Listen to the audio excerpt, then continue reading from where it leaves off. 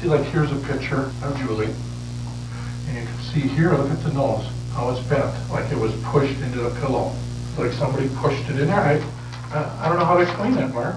No, she contacts us a couple days before, and she leaves us this letter.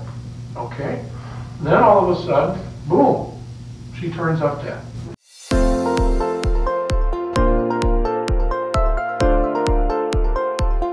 Hi guys, welcome or welcome back. Thank you so much for being here. It's so greatly appreciated. It truly, truly is.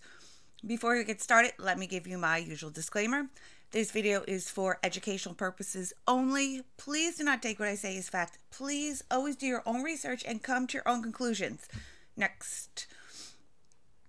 If you have not liked, subscribed, or commented yet, please consider doing so. It really helps me out and I really, really appreciate it. So, we are talking about the retrial of the 1998 death of Julie Carol Griffin Jensen. Okay. Who is Julie Jensen? Julie Jensen was born on February 26, 1958 in Kenosha, Wisconsin, to parents Raymond and June Griffin. She's the only girl of Raymond and June's 6 children: Larry, Michael, Paul, Patrick, and Richard. She's described as carefree, easygoing, and gentle. She was caring, sincere, and a very quiet person, even though she loved to be around people. She had a very strong Christian value that was instilled in her from her parents growing up, and she would regularly attend church and Sunday school. She valued and respected God, and these values followed her into her adulthood, where she would regularly attend church while in college and into her marriage. With that, let's talk about her husband and her marriage, which is at the heart of this story. In 1981, Julie was working at Sears and going to college. That's when she met Mark Jensen, who was also attending college. They would get married and move to the Carroll Beach neighborhood of Pleasant Prairie, Wisconsin. Go on to have 2 sons together, David, who was 8, and Douglas, who was 3 at the time of Julie's death. Pleasant Prairie is a village in Kenosha County along the southwestern shoreline of Lake Michigan. It is home to about 22,000 people and directly north of the Illinois border. One of the best known features of Pleasant Prairie is the Recplex, which is over 300,000 square feet. It's the largest recreational facility in the United States. It includes a 50-meter pool, water park, fitness center, field house, suspended track, and 2 NHL-size ice skating rinks. Adjacent to Prairie Springs, it has a 121-acre lake that allows people access to a beach, swimming, boating, and fishing. That was just fun facts. Okay. Julie worked as a volunteer at Southport Elementary School, where her son David was a 3rd grader. And her husband of 14 years was a branch manager of a St. Louis-based financial firm.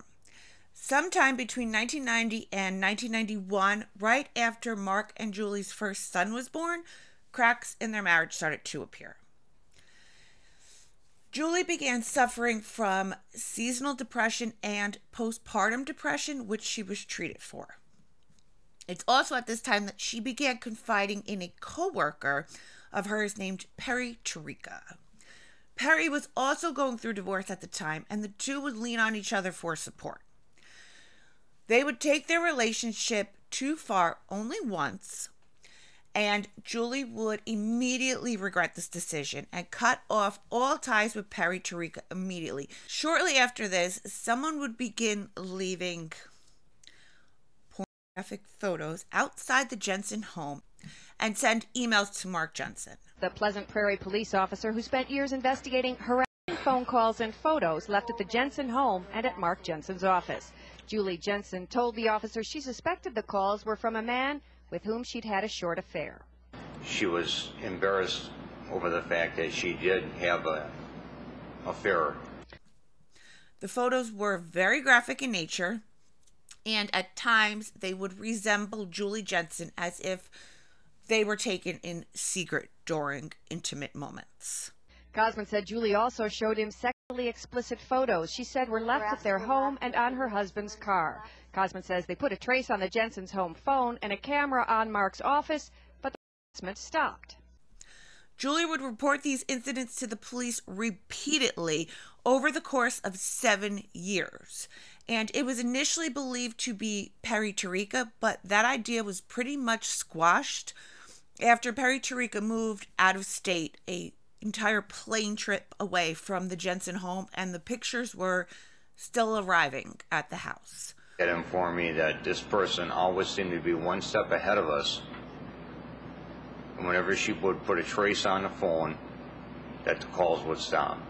Cosman said the man with whom Julie had the affair had moved out of state and had an alibi. That's when he began to suspect Mark Jensen was behind the harassment. As well as after Julie Jensen's death, Mark Jensen's computer was seized and officers found hundreds of pornographic files on his computer. Officer Ronald Cosman was the officer that was dealing with Julie at the time that all these pictures kept getting sent over the course of 7 years. So he testified that he put phone taps on Julie's phone 4 times. And every time he put the phone taps on her phone, the harassing phone calls that she was getting would stop. And it seemed as if the person that was doing it was always one step ahead of them, even though the only people that knew that this was being done was the detective, Julie, and Mark Jensen. And when he installed a camera, the photos would stop arriving. So he told Julie to not tell Mark about the next time that he set something up because he wanted to eliminate Mark as a suspect. Even though Julie said that Mark would never do something like this. But he told her, don't tell him.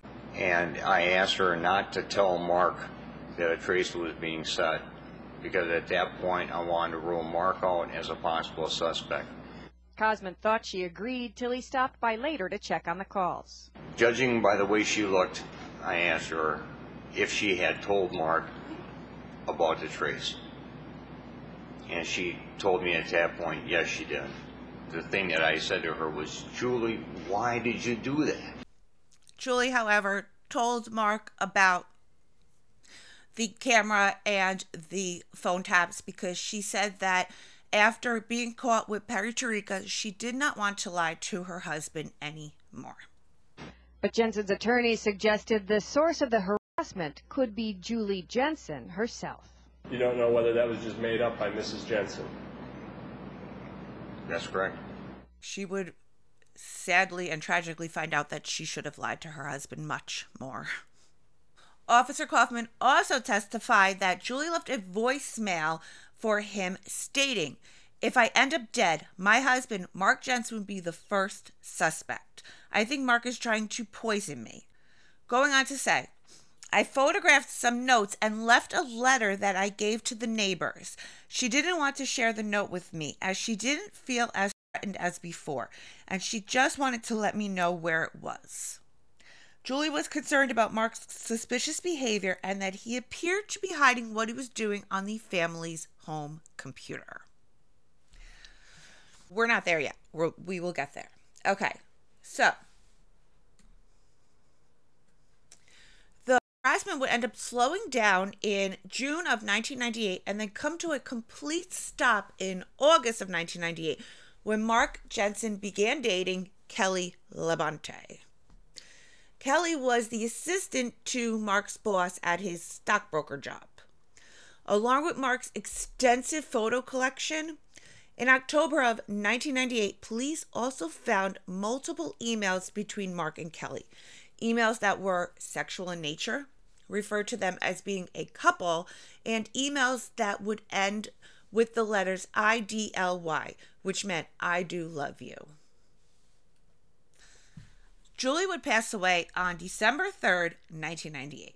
and police began to refer to Kelly Labonte as the motive. Okay, here's the thing. Having an affair, starting a relationship with said mistress, marrying said mistress, having a child with said mistress does not make you a murderer. Sending your wife multiple pornographic images and making her phone calls also does not make you a murderer. But if that was the case, I wouldn't be sitting here talking to you about it now, would I? So, let's start with the fact that Julie Jensen became increasingly ill prior to her death. She confided in her neighbors, Ted and Margaret Wolt, and the teacher she volunteered for, that she believed Mark was trying to kill her by poisoning her and making it look like an unaliving. She went on to tell them that she would never try to take her life because she loved her two boys way too much to ever leave them. She confided in them that she would try to leave with the kids, but that she was sure that Mark would make people believe that she was crazy and she would lose her kids forever. She also confided in these people that Mark would begin pressuring her to drink alcohol at night with him. And when she refused, he would start a huge fight with her. Not only was it alarming that he wanted Julie to drink with him at night, since she wasn't a big drinker to begin with because her mother was an alcoholic, so she was very careful to watch her alcohol intake, fearing she would follow in her mother's footsteps. But also the fact that he would cause these huge fights with her when she would refuse his drinks, especially because they had two very young boys at home, 8 and 3, that needed at the very least one sober parent to care for their needs. She also began to refuse to eat anything that she didn't personally pick up from the store herself, or if she wasn't eating out at a restaurant. She began seeing a therapist that put her on antidepressants. The week of Julie's death, Mark Jensen went to see Julie's therapist on her behalf to ask him for sleeping pills, to which the therapist provided him with a prescription for. Which is so crazy. Family doctor testified and said, "She told me she was miserable, depressed, and thought her marriage was ending.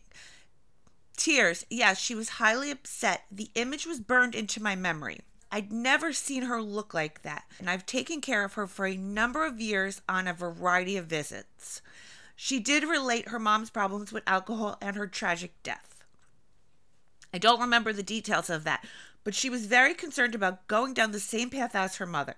She was very concerned that if she was labeled as crazy, she would lose her children. Julie Jensen had been treated for depression on at least 2 other occasions. I prescribed Julie an antidepressant. The next day, Mark Jensen appeared at my office saying he was worried about the side effects of the antidepressant, that he thought his wife would feel better if she could get some sleep.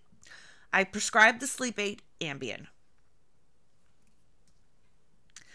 So the prosecutor says, so if you're looking for a way to poison your spouse, one good way to lessen her awareness of what she's ingesting is to get her a prescription for Ambien.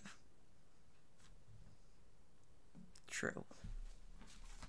Julie also found notes in Mark's day planner that read somewhat like a grocery list.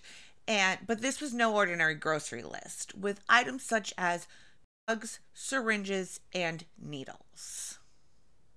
For context, ethylene glycol, which is the main ingredient in antifreeze, is not tested for at autopsies. In fact, the person performing the autopsy, if they're not looking for traces of it, they most likely will not find it. There are 3 stages of ethylene glycol or antifreeze poisoning, okay? A person who consumes enough can die in stage 1. If they reach stage 2, 12 to 24 hours after ingestion, the person's body becomes acidotic because the body breaks down the ethylene glycol into the poisons. one of them being oxalic acid. This causes breathing problems, heavy rapid breathing, and can cause heart arrhythmia. A person can also go into a coma and die in this stage. If a person makes it to stage 3 of ethylene glycol poisoning, the ethylene glycol will usually begin to take effect 24 to 72 hours after ingestion.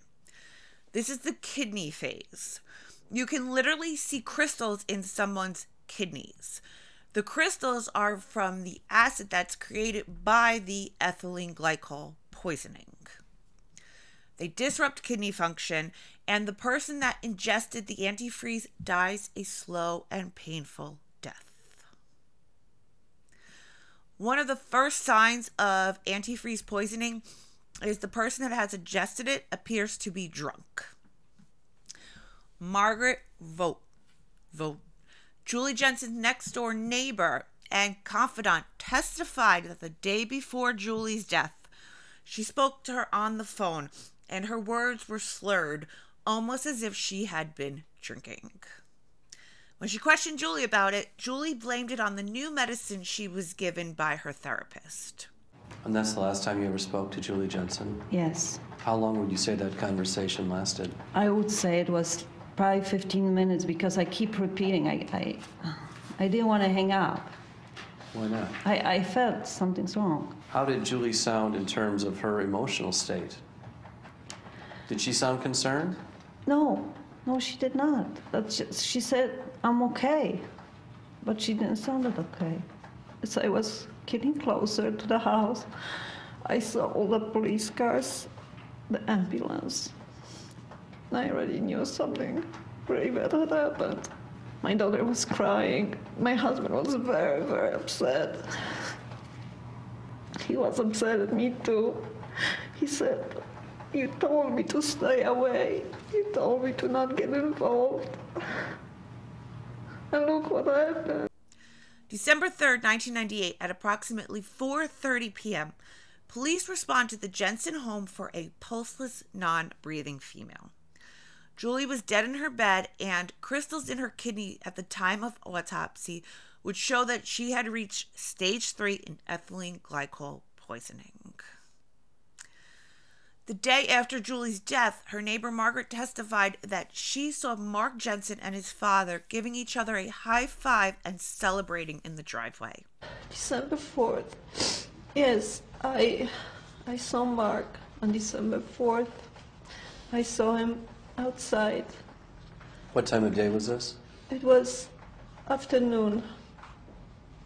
I saw him on his driveway by the garage, and I saw his dad, and they gave each other a high five, and they were happy, they were smiling, and that was very strange, because I thought, your wife just died yesterday, why are you so happy? A week after Julie's death, she saw Mark Jensen throwing out several items that belonged to Julie Jensen. Do you remember seeing anything in the Jensen driveway on the Monday following Julie's funeral? Yes. I remember seeing it was a lot of garbage, more than usual, and a lot of stuff inside black garbage bags, but there also was loose things that I could tell they were Julie's personal things. Can you describe some of the personal things of Julie's that you saw in the driveway? The one thing I saw, it was her red jacket that I seen her wearing recently, and then I saw some craft and sewing boxes. That's what I remember. Were you ever introduced to a person named Kelly Labonte or Kelly Greenman? No. Did you ever see a person around the residence that you later came to learn was Kelly Labonte or Kelly Greenman? Yes. How much time elapsed between the point of Julie Jensen's death and the point where you can first recall seeing Kelly Greenman or Kelly Labonte around the house? I seen her within 2 weeks, just going in and out briefly. So. What time of the day was it that you'd see her going in or out? Around dinner time. Soon after that, Kelly Labonte began staying overnight in the Jensen home. How much time elapsed between the point of Julie Jensen's death and the point where you can first recall seeing Kelly Greeman or Kelly Labonte around the house? I seen her within 2 weeks, just going in and out briefly, so. What time of the day was it that you'd see her going in or out? Around dinner time. Computer crimes analyst Rhonda Mitchell testified that the only emails used on the Jensen computer were by Mark. There were website searches for poison, pipe bombs, and antifreeze done late at night or in the early morning hours, but never when Mark Jensen was at home or out of town. The months leading up to Julie's death, there were over 2,100 hits done on the Jensen computer for the word poisoning, and thousands of hits on other words for things such as botulism, drugs, Paxil, toxicology, accidental carbon monoxide poisoning, suicide, unaliving, and glycol, ethylene, or antifreeze. Nearly the entire night before Julie's death on December 3rd, 1998, as well as the morning of her death, websites about poison and low pulse rate symptoms were accessed. All the internet files were then systematically deleted in Julie's final days, multiple times a day. Ex-co-worker of Mark Jensen's, a man named Ed Cluse, who plays a huge role in this story, testified that Mark confided in him at a work conference that he wanted to kill his wife, saying, quote, "He told me how if you wanted to get rid of your wife, that you could go to websites that would tell you how to poison your wife, how to kill her, how it would not be detected, how you could use Benadryl or antifreeze. I was fascinated. He was talking freely, like, here, I've got a kindred soul that I could talk to about hating my wife," end quote. To be clear, Ed Cluse was having a lot of problems with his wife at the time. Not that he was looking to kill her, but he hated her at the time. But it would take Ed Cluse 9 years to come forward with this information. And when he was asked why it took him so long to say something, he told the courts, if he could kill his wife, what would he do to me? Fair. I mean, in some ways it's fair.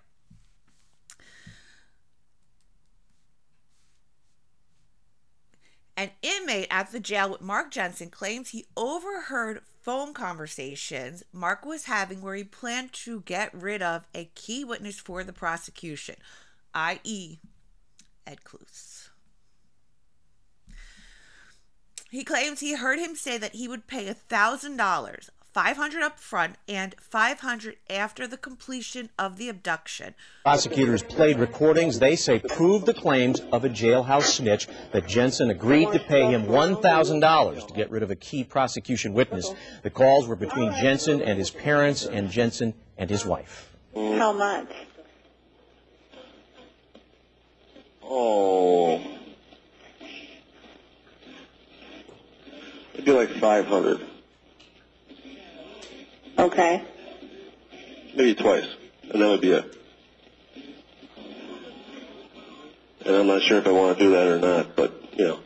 Okay. For context, this inmate has another 400 years to, well, at the time, in 2008, at the first trial, he had another 400 years in prison to serve. A second inmate in the prison with Mark Jensen, a bank robber named David Thompson, came forward to say that Mark told him that he rolled Julie Jensen onto her side, sat on her back, and pushed on her legs, lungs, and head until she stopped breathing. Julie Jensen was found with her head in a pillow and her nose pressed against the pillow. Have testimony from a jailhouse snitch, we can call him, that said that Mark Jensen in summer of '07 said, you know what, At the very end, I was feeding her this ethylene glycol, this antifreeze, but she wasn't dying. So at the very end, I had to put her face in a pillow and smother her to death. The doctor that performed the autopsy states that the inmate's testimony is consistent with Julie Jensen's cause of death, concluding that Julie Jensen's manner of death was homicide. Her main cause of death was asphyxiation, and an underlying factor of her death was ethylene glycol poisoning. The cause of death has always been antifreeze poisoning, the entire way. Well, with the first witness, the medical examiner, suddenly the prosecution on redirect says, you know, let's look at some things here. We've got a photo of her face in a pillow. We've got another photo of when her body was found that her nose and face was totally out of alignment, which is so unusual. So prosecutor says to this ME, first witness on the stand, taking all of that in consideration, do you think her cause of death could have been suffocation? Medical examiner said yes, within a reasonable degree of medical certainty. I believe at this moment, because of all of the work that you prosecutors have done, I think she actually died of suffocation. A third inmate of Mark Jensen's came forward to say Mark had confided in him that after he realized that the poisoning was taking too long, he decided to suffocate her. Aaron Dillard was in the same cell as Mark Jensen. He says he thought the Jensen case was interesting and spent a lot of time talking to Mark about it. He was telling me that basically his wife was crazy, that she was insane, and that she would self-medicate herself. He told him that he convinced Julie to go to the doctor and get prescribed Paxil and lithium. He says that at first he tried to spike her drink, the alcohol, with a small amount of antifreeze, but that she wasn't taking it. So he gave her juice to drink with a small amount of antifreeze that mixed well. But after she took it, she was bouncing off the ceiling wired. So that's when he went to Julie's doctor and he gave him Ambien on Julie's behalf so he could get her to sleep through the ordeal. Going on to tell the inmate, I'm lucky she didn't die the first time I poisoned her because I didn't have my defense story sewn up. Plus, I blabbed to Ed Klug when I was drunk. Dillard says Jensen also admitted telling Ed Klug about his plan. He up and said that he mouthed off, he was drunk and mouthed off to Klug. Which was at the work conference. She got really sick that time and vomited all over the carpets, so he gave her more antifreeze with juice. He told him that evening the kids begged Mark to take their mommy to the hospital, and he assured the children that if she wasn't better in the morning, that he would take her by the end of the next day. When the poison didn't work that time, he began to get really scared. Wednesday, December 3rd, 1998. Mark Jensen dropped the children off at school, ran a work errand, then returned home. When he arrived home, he was shooketh that Julie's breathing had begun to improve slightly, and that's when he decided to place the pill over her head and suffocate her. Dillard says Jensen maintained his innocence for a couple of days, but eventually told Dillard that he poisoned his wife Julie and suffocated her when the poison didn't kill her. He said he rolled her over and just sat on her back and pushed on her neck into the pillow. Pushed what into the pillow? Her face and neck. Then did he tell you what happened? Said she died. To be fair, this inmate is an admitted con-man, and he was released from jail in exchange for testifying against Mark Jensen. But his testimony reflects details about Julie's death that were not in papers and that were only known by the detectives and the... The defense spent several hours pointing out Dillard's long criminal record and why the jury shouldn't believe a word he says. So, therefore, there would be no way that Aaron Dillard could have known this information unless he was told it by the killer.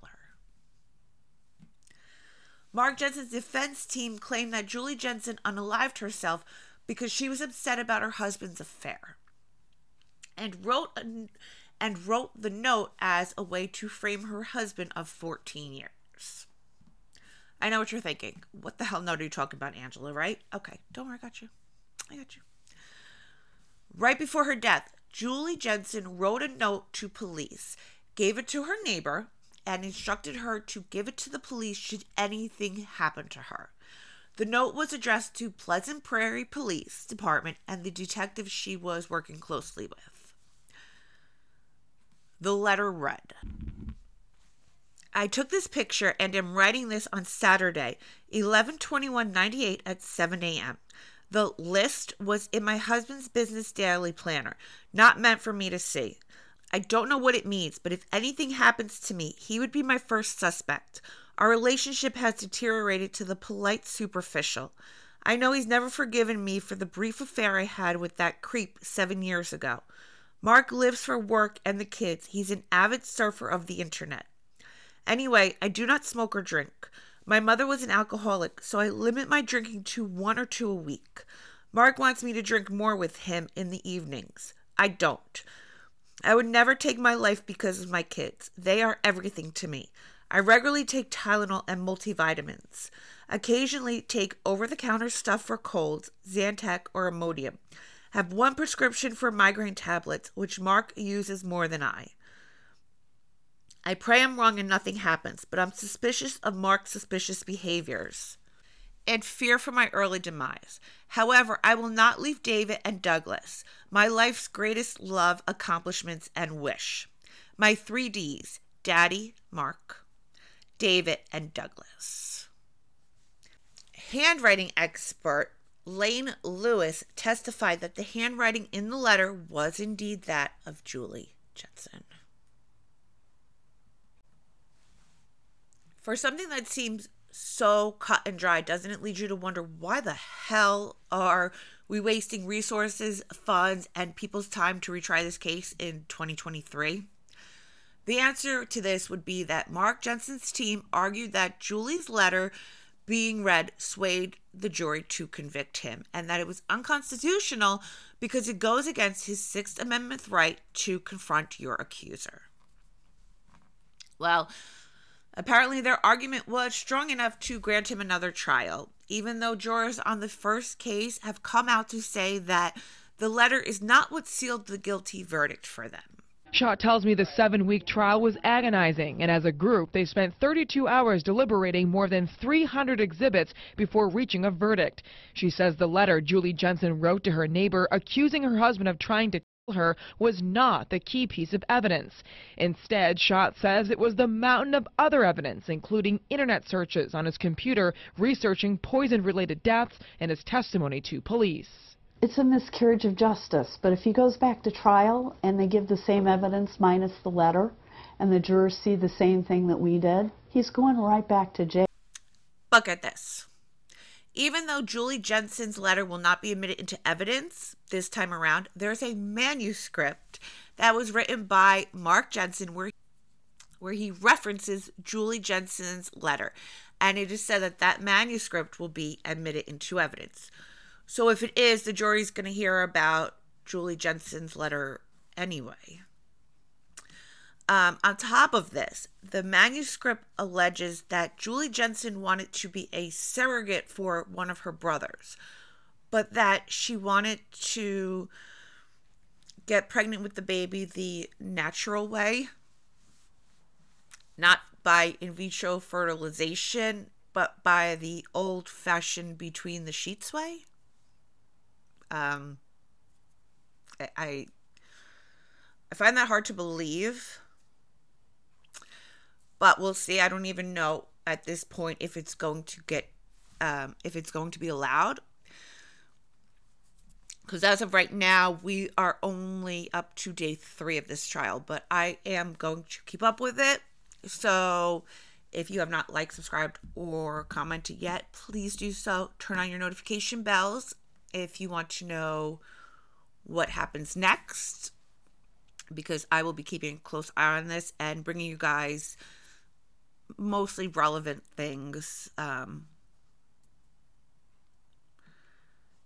anything that I think, you know, you guys should know. Leaving out, you know, trying to leave out most of the boring stuff or whatever. But If you're still here, thank you, thank you, thank you. I love you and appreciate you so very much. And until next time, stay safe out there.